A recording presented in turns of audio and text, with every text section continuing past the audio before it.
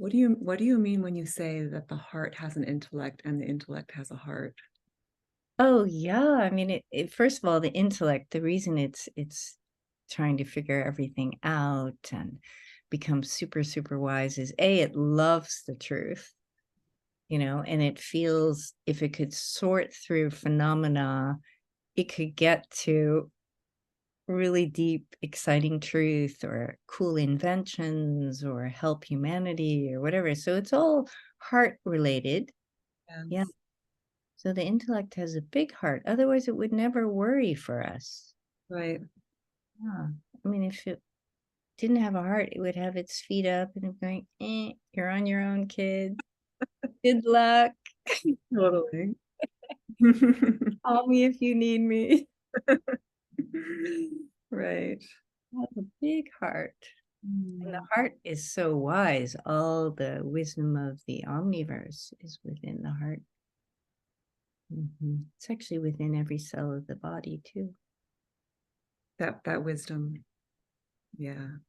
In the bone. Just ah, breathtaking. So why does the world have such a hard time with even if everything's so infused with this wisdom? Yeah. It's not the world, it's the human tribe. Yeah. It's because the mind hasn't come to rest. The mind is still seeing other and threat and less than. Mm. And the cute thing is, when I interviewed the mind, it's not cute, but it's tender. When I interviewed the mind, why don't you come here and open and really be here? And it'll go back to something happened in the past when it was so open and so present, and it got creamed, basically. So it goes, forget it. I'm staying up in the office. I'm never coming out again. It just sift through data and information. And Well, that's kind of like the frustrating part of like being on the spiritual path is that you can have an opening and then just clench right back, keep clenching right back up out of habit or like mm. probably out of that fear or But that's not you doing it. It's the remaining worries. Mhm. So that's what's so beautiful about inner satsang is you find the remaining concerns the mind has about resting open. Yes. It still thinks love is fragile. It still thinks beingness is fragile. It still thinks innocence is fragile. And of course, everything is sensitive, Yes. but we want to show even sensitivity who's holding it. It doesn't seem like innocence is strong. I know, but that's because it's the human version. Okay. Ask innocence, who were you before you were only pretending to be human?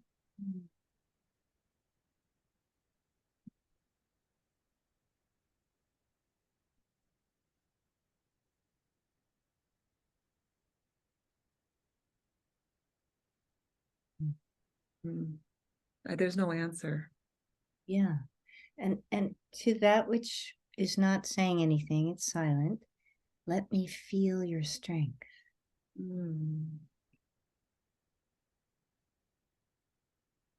your vastness. Wow. That's just pure beauty. Mm-hmm. Yeah, because otherwise everything is going to maintain enough of a contraction just in case, Yeah. because it still is holding the somatic, kinesthetic, mental memory of ouch. Yes, exactly. Do you know, I'm a therapist and I noticed myself in sessions holding my hands really like tight. And I've just only started, I've probably been doing it for years and have not recognized it until like basically like this month.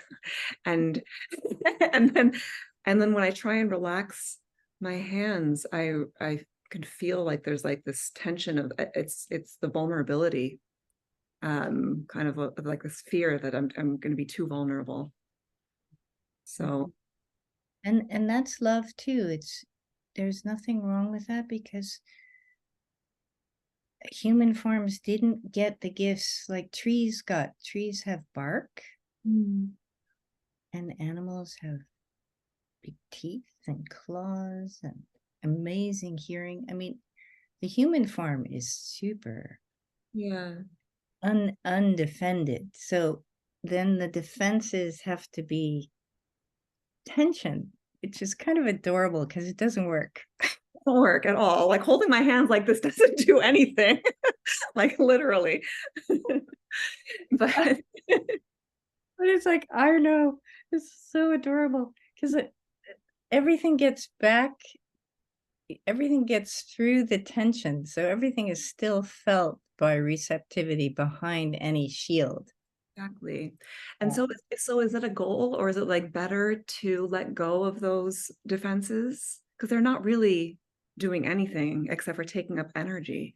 Yeah, no, but they're always call them ceremonial. They don't work. They're That's- handing around with their yeah. but that which maintains them is the omnipotence. So Yeah. you want the defenses to know themselves, because then they root down Mhm. and can carry the heart and the nervous system and the embodiment. So we don't want to get rid of anyone because their consciousness. Mhm. And so like using my example, how would you go about like helping that defense know itself? Well, first of all, very few people are willing to honor tension because everybody's trying to get rid of it. So true.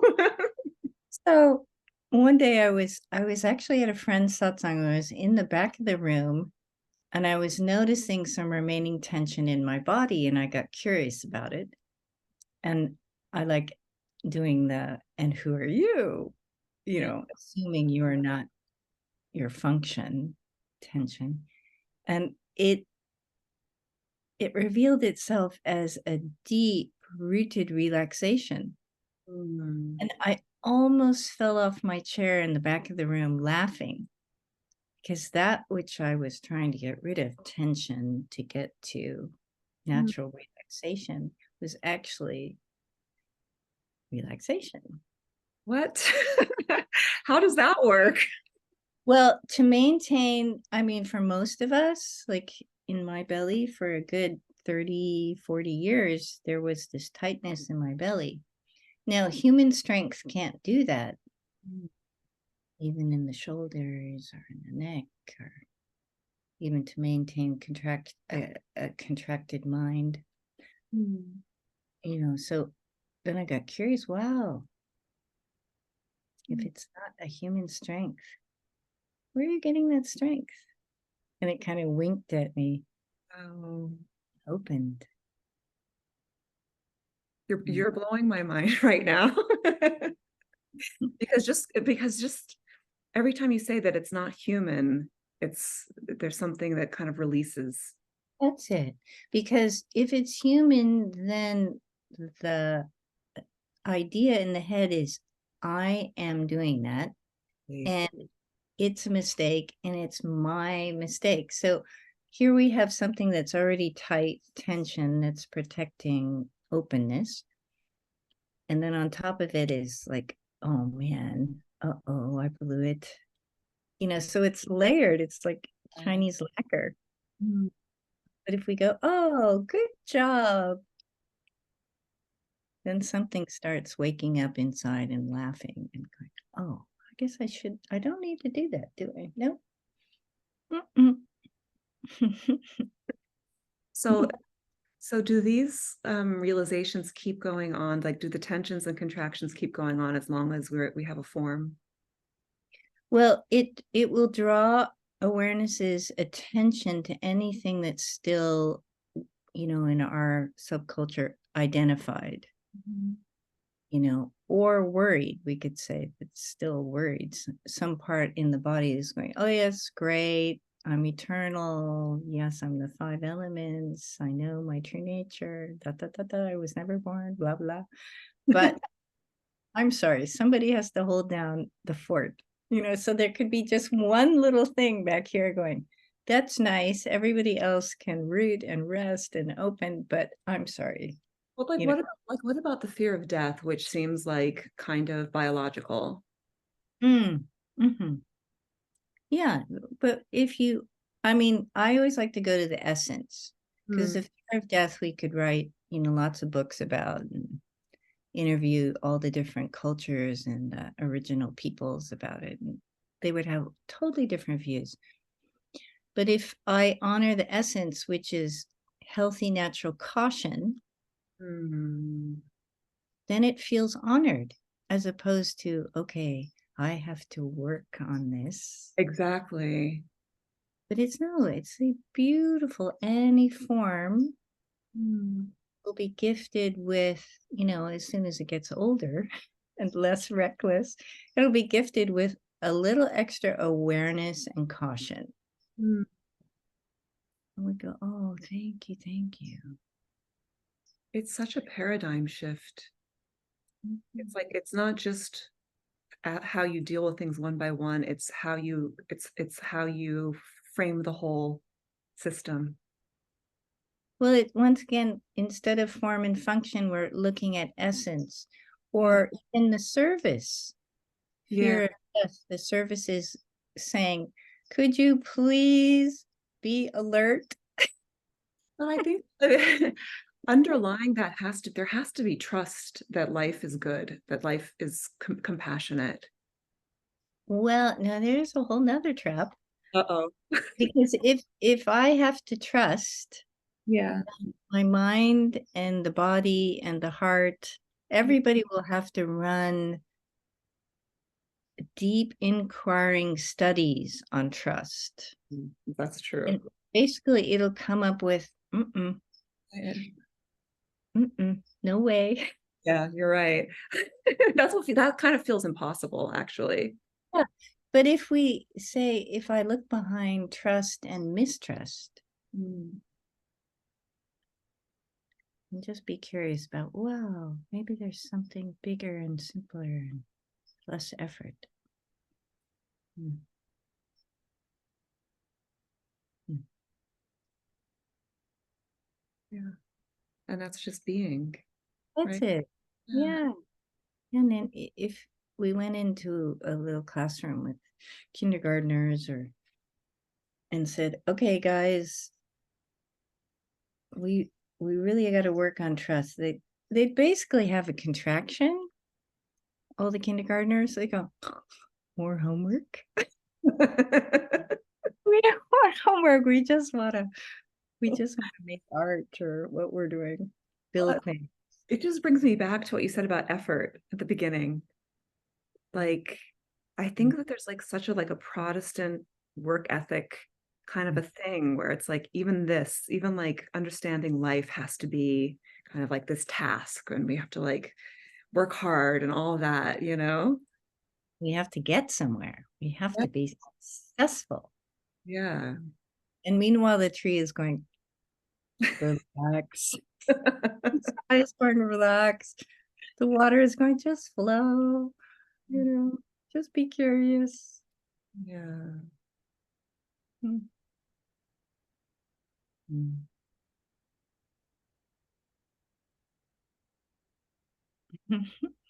So lovely. Mm. Is there anything that you kind of feel like I've left out or that you want to add to our conversation? Well, maybe just adding that everything at its heart is innocent. Hmm. And everything is, made of just wanting to serve or wanting to protect or wanting to figure things out or wanting, it's so beautiful, camouflage, because within nature, camouflage is one of the survival gifts. And for humanity, we also get camouflage. Hmm. Especially, I don't know about gentlemen, but women, we've really had to learn to mask our feelings in our face. And I mean, there's so much camouflage is going on. And that's just to protect innocence, You know, it's all designed to protect this pure beingness that is the great jewel of consciousness. Any weird stuff also has an innocent heart. You know, if we interviewed anything inside, it'd be saying, I'm just trying to help. I'm just trying to get it right. It's so true. Yeah. Mhm.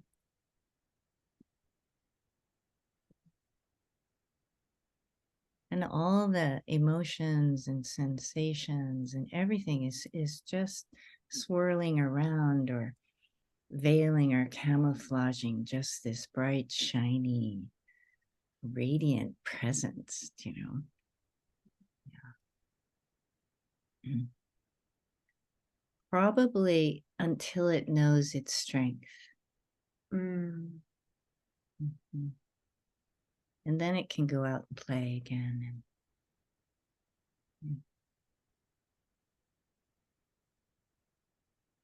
I have one more question, if that's okay. Of course. I have this desire to see the sacred in everything, Yummy. to experience it. It's like one thing to know it, but it's another thing to experience it. And I've had various little experiences of that, but I want to, that's what I want. All the time. Mhm. And just confirm that. Yes, please. Mhm.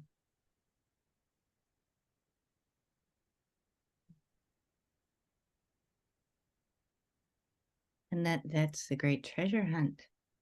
Looking into the heart of form and function.